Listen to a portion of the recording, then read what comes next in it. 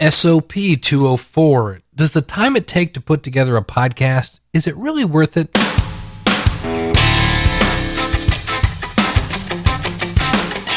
It's the School of Podcasting's morning announcements.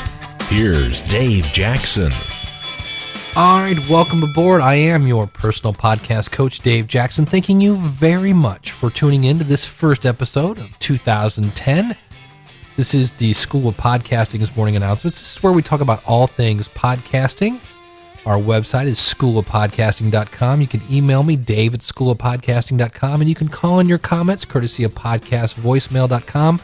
It's 888-563-3228. And of course, if you need to hear that again, hit rewind. It's a podcast, baby. And also got to let you know, I apologize. I am still battling a cold. I got sick shortly after Christmas and have been up and down and up and down. About the time I think I'm up today, I'm back to sniffling and coughing. And so if you're wondering where I've been between the holidays and such, I have just been slammed. And when I wasn't slammed, I was slammed on my back trying to get healthy. So I'm glad to be back. Thank you very much for listening. Thought I would share a couple blog posts I found about podcasting this week. And one of them was, there's a radio industry blog called Radio Survivor, and it's calling podcasting one of the most important radio trends of the last 10 years. They say it's fair to say that the emergence of podcasting revitalized online radio and even audio programs in general in the same way that TiVo or PVRs breathed new life into television.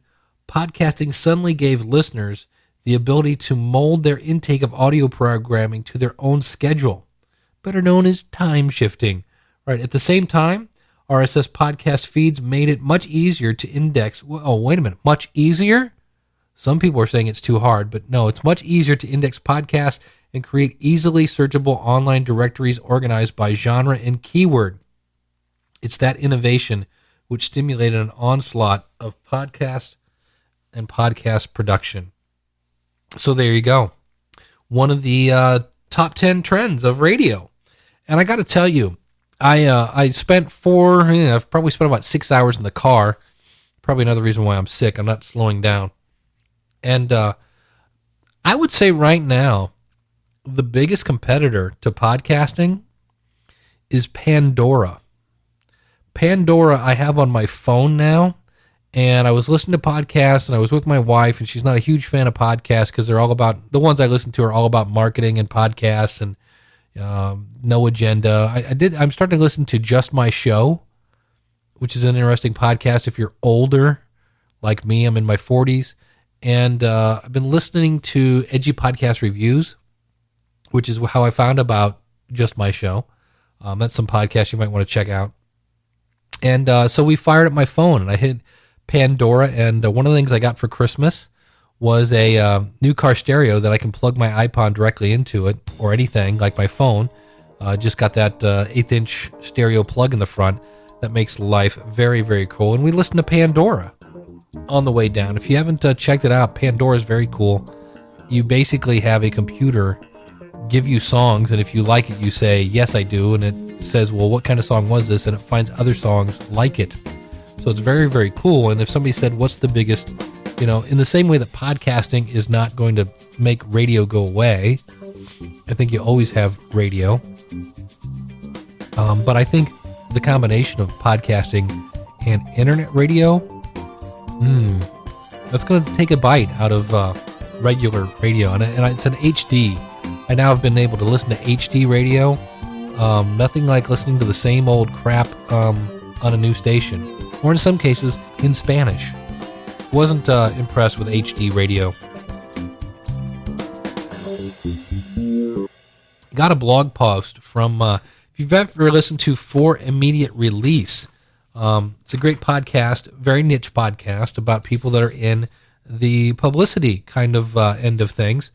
And I'm just going to read this, and I'll have a link to this out in the show notes. It says, my friend and colleague, Neville Hobson, and I just wrapped up recording of episode number 514 of our twice weekly podcast For Immediate Release.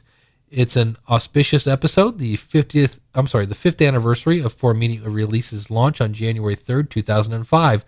Neville blogged eloquently about the anniversary in a post on the actual anniversary yesterday. Obviously, this was a couple days ago, actually about a week ago. As I waited for Adobe Audition to process the WAV file to eliminate background noise, always the longest part of post-production. And if you're like, Adobe Audition, that's like $300. That's the Cadillac of recording. I don't use Adobe Audition. I'm not that, and maybe it's obvious, he said here, sitting here sniffling with his snow nose. I'm not that worried about audio. I think your audio quality should be as good as you can get, but I've also realized that I'm the kind of person that can just never be happy with my audio, so I don't go that crazy with it. I pondered the question and commented post most often about For Immediate Release, better known as FIR, which has to do with the amount of time it takes to produce 2 episodes each week, not to mention interviews and other For Immediate Release content, and how Neville and I are able to maintain the commitment to the show. They put out 2 shows a week. So there are several answers to this. Our listeners, he says, a year ago, we were late getting an episode published, not days late, not hours late. Yet we heard from several listeners wondering where it was. Okay? They were hours late. Not having the latest For Immediate Release was a disruption to their routines. He says, I think it was Mitch Joel who told us that he counted on FIR on Mondays and Thursdays to keep his mind occupied while he was on the treadmill. Neville and I always viewed For Immediate Release as a listener-driven show. Our listeners are the most important dimension of the podcast.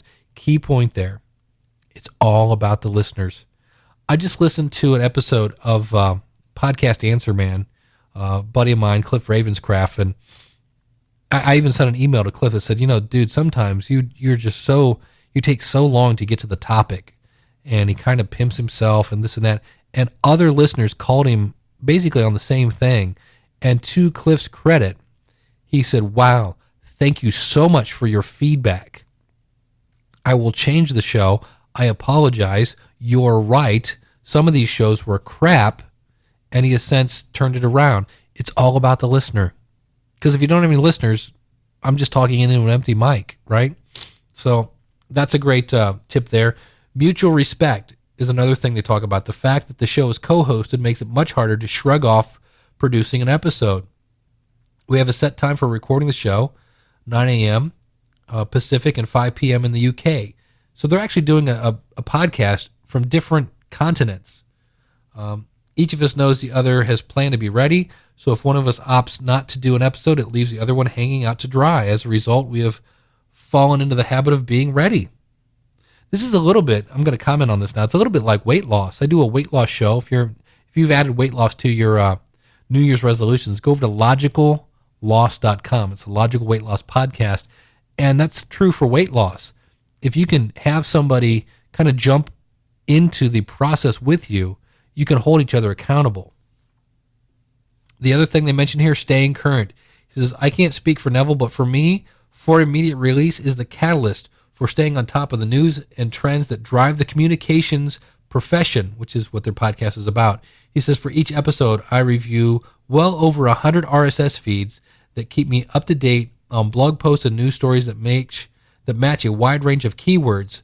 Much has been written lately about the demise of the RSS news reader since people find out what's going on through real-time resources, notably Twitter. He says, for me, Twitter is simply inadequate since I won't get the comprehensive overview I need in order to plan the story. He says, I'll cover it on For Immediate Release. As a result, I'm generally on top of the news and trends, which certainly aids my consulting practice. So here, he talks about the fact that his podcast listeners are probably feeding him information. Did you hear about this story? Did you hear about this story? So he keeps up to date with the latest news, and by being on top of the latest trends, it makes him sound, well, he is. It doesn't make him sound. He is. He's intelligent. He's up to date, and he's now a leader in his field in communications, which he leads him to his next point here, client works. Speaking of clients, several have asked me for help with podcasting based on my experience with For Immediate Release. I don't for a minute believe business podcasting is dead, particularly as an internal communications medium. Yeah, internally, think about it. Why are you having your salespeople come from their house, drive all the way to the office, just so you can hand them the latest sales results, say, hey, this month wasn't bad, you can do better, let's get out there and knock on some doors, and then you got to pay them mileage to go all the way back out. They go to all the way back out to their territory, which in some cases they live by their territory, so you're paying them to come to the office, you're paying them mileage. Why not just have a podcast and podcast the latest sales numbers and attaboy kind of stuff, right? It says, I'm delighted to be able to offer expertise gained by doing the show as a service. In fact, developing the expertise was the primary motivation for starting For Immediate Release back when it was first conceived back in September or so of 2004.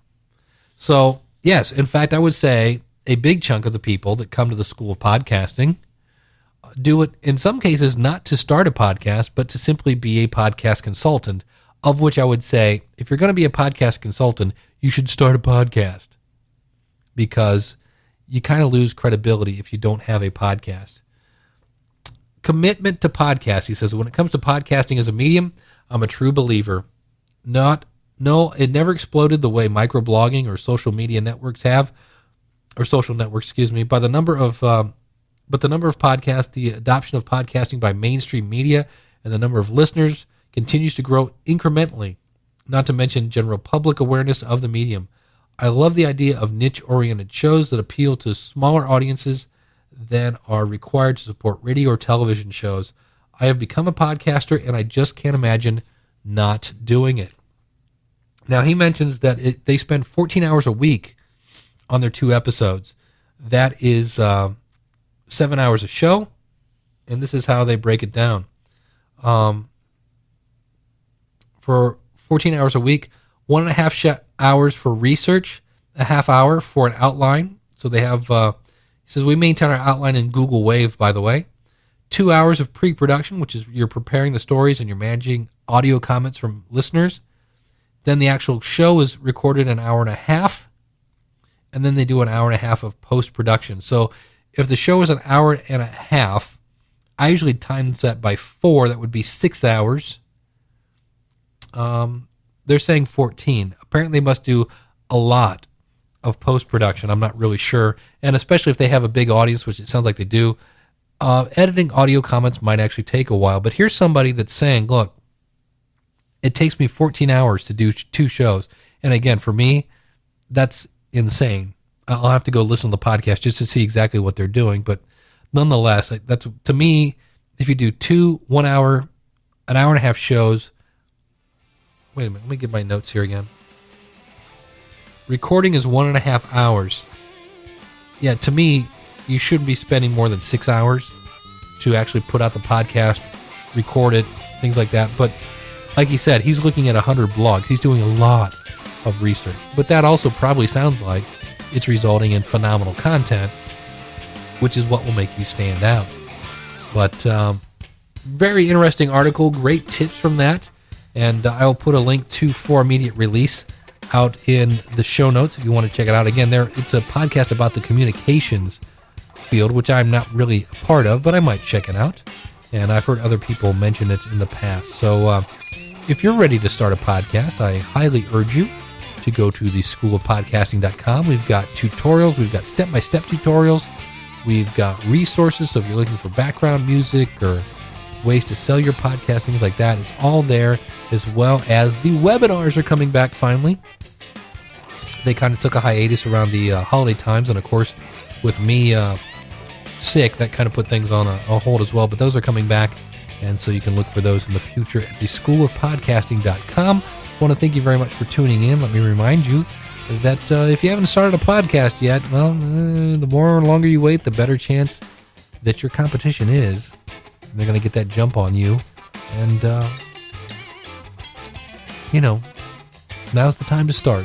2010 could be the year you launch your podcast, and I can help you do it in the right way. If you have any questions, feel free to contact me. My phone number again, 888-563-3228. Our website is schoolofpodcasting.com, and you can email me, Dave at schoolofpodcasting.com. And until next week, Class dismissed.